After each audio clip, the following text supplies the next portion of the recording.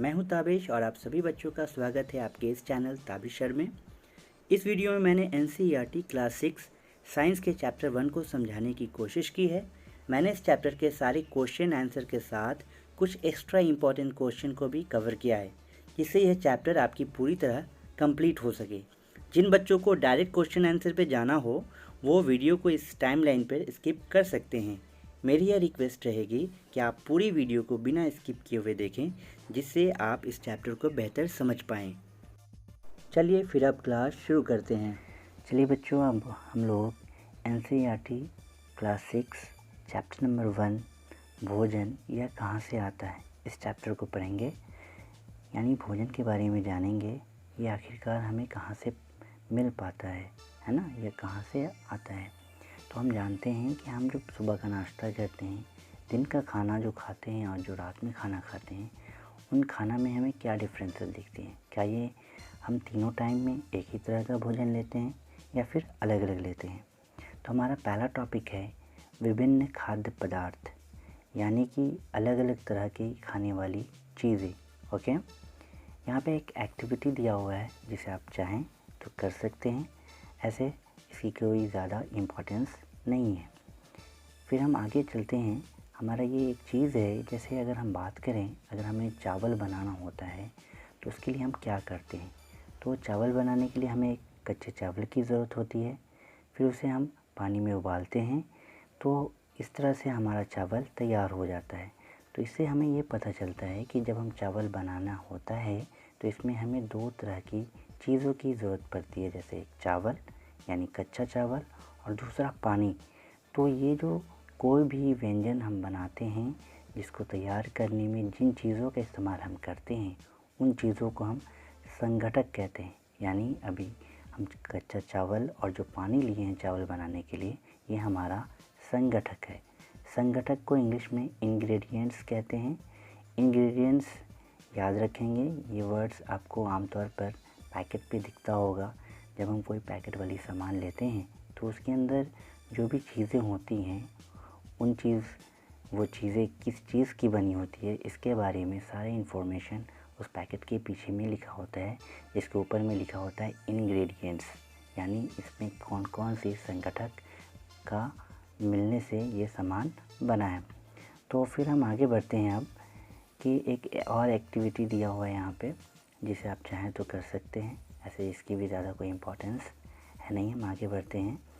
अब हमारा दूसरा टॉपिक है खाद्य सामग्री और उनके स्रोत। खाद्य सामग्री यानी कि जो चीज़ें खाने वाली होती हैं वो हमें कहाँ से प्राप्त होती है, इसके बारे में जानेंगे। जो एक्टिविटी हमने 1 और 2 में देखा है तो हमने आपको बताया नहीं, लेकिन आप करेंगे तो उनसे ये मालूम चलेगा कि जो भी चीज़ें फल होती हैं, है ना, सब्जियां होती हैं, ये हमें कहाँ से मिलती है। हम अंडे खाते हैं, है ना, मुर्गा है, मछली है, दूध, ये चीज़ें जो आती है वो कहाँ से आती है। तो आमतौर पर हम जानते हैं कि जो भी फल हो या सब्जी हो, यानी कि ये सारी चीज़ें जो है फल और सब्जी हमें पेड़ पौधे से प्राप्त होता है, ठीक है। और हमें जैसे दूध, अंडा, मुर्गा, मछली, है ना, गोश्त, ये सारी चीज़ें हमें जंतुओं से प्राप्त होती है। तो इससे ये पता चलता है कि हमारे पास जो भोजन मिलती है ना, जो भोजन हम लोग खाते हैं वो हमें सिर्फ 2 ज़रियों से मिलती है। पहला पेड़ पौधा और दूसरा जंतु, ठीक है। याद रखेंगे, अगर क्वेश्चन आता है कि हमें भोजन किन स्रोतों से प्राप्त होता है, तो भोजन हमें सिर्फ और सिर्फ 2 स्रोत से प्राप्त होती है। पहला पेड़ पौधे से यानी पादप, और दूसरा होता है जंतु से। एक एक्टिविटी 3 दिया हुआ है यहाँ पे, इसे भी आप पढ़ लेंगे, जिससे यहाँ पे आप देख पा रहे होंगे जो एक्टिविटी 1 किया मैंने, एक्टिविटी 2 किया और एक्टिविटी 3 ये उसी तरह का है। यहाँ भी ये भी कोई ख़ास इंपॉर्टेंस नहीं रखता, इसलिए हम लोग इसमें टाइम वेस्ट नहीं करते हुए आगे बढ़ते हैं। तो इससे हमको मालूम चल गया कि बस फल हो गया, सब्ज़ी हो गया, ये स्रोत जो हैं ये कहाँ हैं, पेड़ पौधे से मिलते हैं। जंतु से हमें दूध, मांस, अंडे तथा अन्य जानवर उत्पाद प्राप्त होते हैं। जानवर उत्पाद का मतलब ही है जंतु से प्राप्त होने वाले उत्पाद। गाय, बकरी तथा भैंस दूध देने वाले कुछ सामान्य पशु हैं। दूध और विभिन्न दूध उत्पाद जैसे कि मक्खन, क्रीम, है ना, बहुत सारी चीज़ें दूध से बनती है। घी, पनीर और दही का उपयोग संसार के हर क्षेत्र में किया जाता है। क्या आप कुछ अन्य जंतु के नाम बता सकते हैं जिससे हमें दूध प्राप्त होता है? तो हम जानते हैं कि जैसे गाय, भैंस, बकरी है ना, इन सभी से दूध तो प्राप्त होता है।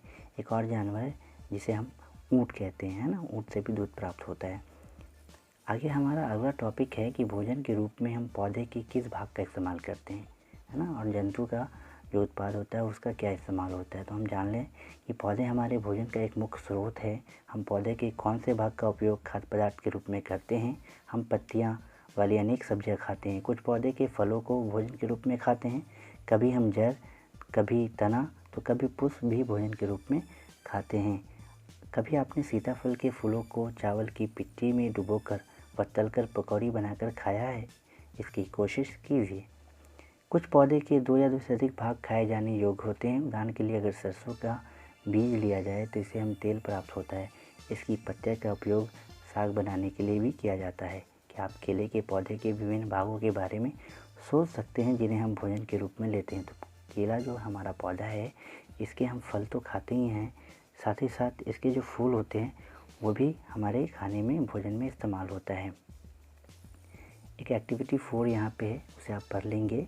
ये भी आप करना चाहें तो कर सकते हैं, वरना कोई इम्पोर्टेंस नहीं है। यहाँ पे एक पहेली जानना चाहती है कि हमारे भोजन का पौधे और जंतु के अलावा कोई अन्य स्रोत है या फिर नहीं है। तो मैंने आपको बता दिया कि हमारे भोजन का स्रोत सिर्फ 2 है। पहला है पादप और दूसरा है जंतु। ये फिगर को आप ध्यान से देखें। इसमें साफ साफ तौर पर मना किया गया है कि अपने आसपास के अनजान पौधों पर यह देखने के लिए परीक्षण ना करें कि इसका टेस्ट कैसा होगा। ये कभी कभी विषैला भी हो सकता है। तो हम लोग जिस पेड़ पौधे के बारे में जानकारी ना हो, उसके पौधे को या फिर पत्तियों को या तना को बिल्कुल ना चबाएं, बिल्कुल भी ना स्पर्श करें ज़बान से। कभी कभी क्या होता है, जब हम ऐसे बगैर अनजान पौधे का इस्तेमाल करेंगे तो वो हो सकता है कि विषैला हो, जिससे हमें जान भी या फिर कुछ नुकसान हो सकता है। ठीक है, तो फिर हम आगे बढ़ते हैं। एक एक्टिविटी 5 को हम देख लेते हैं। एक्टिविटी 5 में यहाँ दिखाया गया है मूंग दाल है ना। मूंग दाल को जब हम पानी में रख लेते हैं, फिर पानी से निकाल कर उसे हम कुछ कपड़ों में कुछ दिनों के लिए, 1 से 2 दिनों के लिए छोड़ देते हैं, तो हम देखते होंगे कि उस मूंग के दाल में से एक छोटा सा वाइट सा है ना कोपल निकलता है, जिसे हम उसे अंकुर कहते हैं। अंकुरित बीज। तो ऐसा क्यों होता है? क्योंकि ये जो हम रखते हैं तो कुछ बीज जो होती हैं वो अपने पौधा बनाती, छोटा सा शिशु पौधा बनता है। यानी जिससे, जैसे कि अगर मूंग की फसल की जाती है तो मूंग के बीज से ही की जाती है। यानी इसी बीज में ये जो छोटा सा कोपल निकल है, यही धीरे धीरे बड़ा सा पौधा बनता है। तो यहाँ पे अंकुरित बीज होते हैं, इसे अंकुरित बीज कह सकते हैं। इसी तरह हम चना को भी देख सकते हैं, चना भी है, यहाँ भी इसी तरह अंकुरन इसका हो रहा है। तो आगे बढ़ते हैं हम। अब शहद की बात करें, मधुमक्खियाँ। ये मधुमक्खियाँ क्या है? तो मधुमक्खी देखते होंगे कि हमें ज़्यादातर फूलों वाले बागवानियों में मिलते हैं, या फिर ऐसे फसल जिसमें फूल होते हैं। जैसे कि हम सरसों का फसल ले सकते हैं। सरसों की फसल में जब सरसों का फसल होता रहता है तो उनके खेतों में हमें आमतौर पर मधुमक्खियाँ देखने को मिलती है। तो ये मधुमक्खियाँ करती क्या है? ये मधुमक्खियाँ उन फूलों से एक रस, मीठा रस लेती है और अपने छत्ते में जाकर जमा करती है। क्योंकि हम जानते हैं कि ये जो फूलों का मौसम होता है, जैसे सरसों का, तो ये वर्ष के हर महीनों में तो होता नहीं है। इसलिए मधुमक्खियाँ क्या करती है कि उस मौसम में इतना जमा कर लेती है ताकि वो उसे 1 साल तक आसानी से इस्तेमाल कर सके। वो छत्ते में जाकर जमा करती है, और छत्ते में जो जमा करती है उसे हम कभी कभी शहद के रूप में इस्तेमाल हम लोग कर लेते हैं। अब आगे देखते हैं जंतु क्या खाते हैं। जंतु क्या खाते हैं? तो जंतु में आमतौर पर हमारे घरों में पालतू पशु से एग्जाम्पल समझते हैं, जैसे बिल्ली हो गया, कुत्ता, भैंस या बकरी। हम लोग आमतौर पर ये पालतू जानवर है, तो इसके बारे में हम अगर सोचें कुत्ता क्या खाता है, तो कुत्ता हम देखते हैं कि वो मांस भी खा लेता है ना, और घर का कुछ रोटी बचा हुआ है या कुछ भी तो वो भी खा लेता है। बिल्ली है तो बिल्ली दूध, या फिर इसे अगर हम घास फूस दे दें खाने के लिए बिल्ली को तो वो बिल्कुल भी नहीं खाएगा। भैंस है तो वो सिर्फ घास फूस ही खाता है, यानी पादप है ना, पौधे से बना जो भी उत्पाद होता है वही खाता है। बकरी भी सेम इसी तरह होती है। तो इससे हमें ये पता चला कि जो जानवर होते हैं वो अलग अलग तरह के अपने, है ना, जो उनकी बनावट होती है, आंतरिक बनावट, उनके हिसाब से अलग अलग भोजन के खाने के आदी होते हैं। तो आगे हम ये जानेंगे कि इन 3 आधार पर जंतुओं को बांटा गया है। पहला है सर्वाहारी। सर्वाहारी आप जानते होंगे कि जो दोनों खा लेते हों। एक होता है शाकाहारी जो सिर्फ पादप उत्पाद खाते हैं। एक होते हैं मांसाहारी जो सिर्फ मांस खाते हैं। तो इसके डेफिनेशन हम आगे देखेंगे क्वेश्चन में, तो इससे आपको समझ में आ गया होगा। एक फिगर यहाँ आप देख लें, गिलहरी अखरोट खाता हुआ दिख रहा है आपको। यहाँ पे एक एक्टिविटी 7 भी दिखाया गया है। तो हम जान लें कि इन्हें शाकाहारी जंतु किसे कहेंगे। अगर क्वेश्चन आता है शाकाहारी जंतु किसे कहते हैं, तो हम लिखेंगे वैसे जंतु जो सिर्फ पादप उत्पाद खाते हैं उसे शाकाहारी जंतु कहते हैं। अगर अगला क्वेश्चन आ जाए मांसाहारी जंतु से क्या समझते हैं, तो हम बताएंगे वैसे जंतु जो अन्य प्राणियों को खाते हैं, है ना, यानी मांस खाते हैं, इसे हम मांसाहारी जंतु कहते हैं। सर्वाहारी जंतु किसे कहते हैं, यानी वैसे जंतु जो शाकाहारी यानी पादप उत्पाद खाते ही हैं, साथ ही साथ मांस भी खाते हैं, तो ऐसे जंतुओं को हम सर्वाहारी जंतु कहते हैं। तो इस तरह से ये चैप्टर लगभग एंड हो रहा है। अब हमें एक चीज़ जान लेनी चाहिए कि हम जानते हैं कि हम में से बहुत से लोग ऐसे हैं जिन्हें पर्याप्त भोजन नहीं मिल पाता है। हमें ऐसे उपाय खोजने की ज़रूरत है जिनके द्वारा देश में अधिक से अधिक भोजन का यानी खाद्यान्न का उत्पादन किया जा सके, और साथ ही साथ इसे ऐसा उपाय भी खोजना चाहिए जिससे सभी को ये भोजन आसानी से उपलब्ध हो सके। तो इसमें कुछ कीवर्ड्स है: संगठक, खाद्य, मकरंद, अंकुरित बीज, शाकाहारी, मांसाहारी, सर्वाहारी, ये जान लेते हैं। तो जानते हैं इसके बारे में। संगठक क्या है? संगठक मैंने बताया कि जब कोई खाद्य व्यंजन तैयार होता है तो उसमें जो भी चीज़ें इस्तेमाल की जाती हैं वो संगठक कहलाती है। खाद्य मतलब वैसी चीज़ें जिसे हम खाने योग्य होता है, जो इसे हम खा सकते हैं, वैसी चीज़ें खाद्य पदार्थ कहलाती है।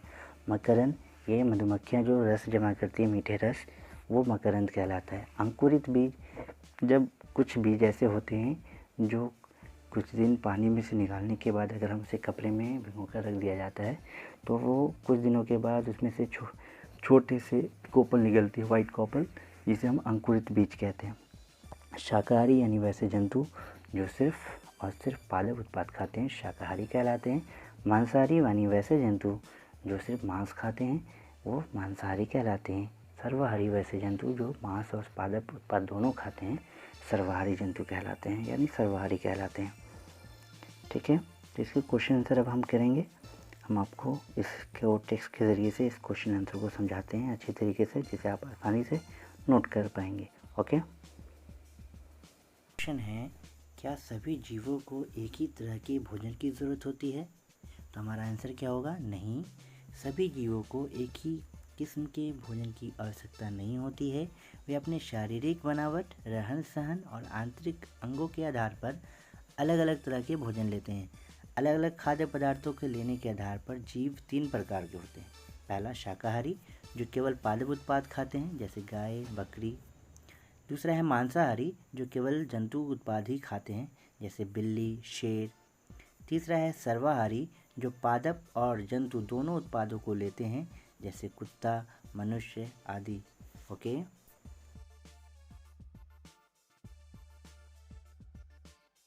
हमारा अगला क्वेश्चन है कि 5 पौधे के नाम लिखिए तथा बताइए कि इनमें कौन सा भाग का उपयोग हम खाद्य पदार्थ के रूप में करते हैं।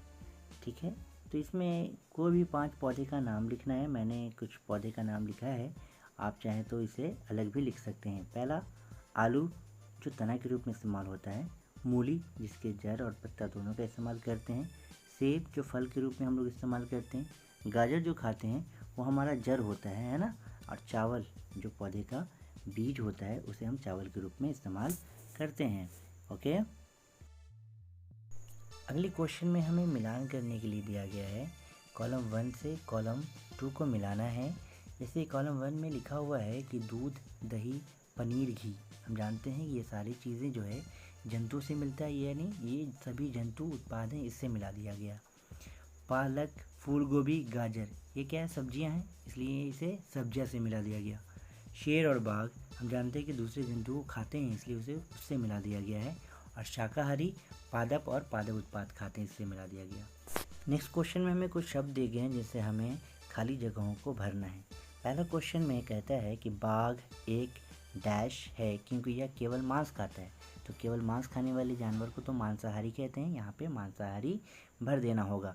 दूसरा ऑप्शन में कहता है हिरन केवल पादप उत्पाद खाता है और इसलिए इसे क्या कहेंगे, शाकाहारी कहेंगे, तो यहाँ पे शाकाहारी भरना सही रहेगा।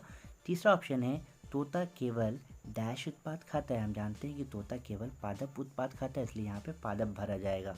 चौथा क्वेश्चन में कहता है जो डैश हम पीते हैं वह प्रायः गाय, भैंस या बकरी से प्राप्त होता है, इसलिए यह जंतु उत्पाद है। हम जानते हैं कि हम पीने वाली सामान जो जंतु उत्पाद है वो कौन सा है, दूध, तो यहाँ पे दूध भरा जाएगा।